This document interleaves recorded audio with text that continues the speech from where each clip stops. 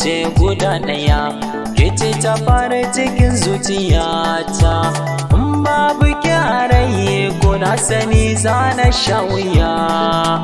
Yarje a yau ki so da masoyiya kin wuce wa 'yan mata. Na zaga duniya ina bidar ki sai yau na samu mai kyan idaniya. Cikin dubu ki ake ko hango mai kyau da kulliya.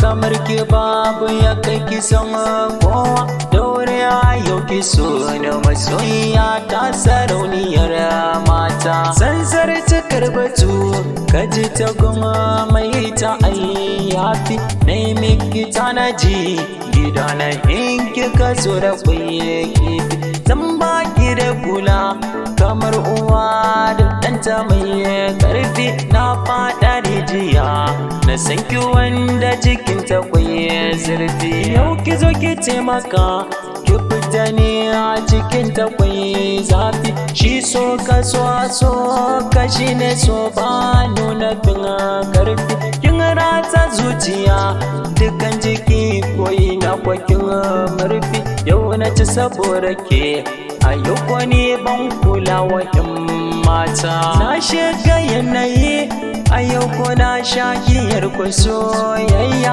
Na sha yanayi ko ban ji ban gani akan ki safiya. Umme na ce da ke mai kyan hali kuma ki ne da alkunya. Na ji hali faɗa idan ku sun ce ki ne da tarbiyya. Wai shin me dalili yau da ragun ki na zo ba sinya. In ba ki so na yau ki furta min karki min karya. Idan za ku tashi wata ran zan gado ko gaskiya. Kin san ko lokacin kwa zuciya za ta ɓace ba wai ba. Masoyiya na ce da ke masoyiya ta yi ne da ke. A yau san ki na rike ki amshi so kar ki ƙaurace. Don gwanki na tafo ina faɗa miki so na 'yan mata. Sallama nake miki yau saboda ki na sirake. Shi so dai kamar zama ne gurin ko zaki yau tarke. Shi so aiko wanda sayin ruwan guba ne na ƙaurace.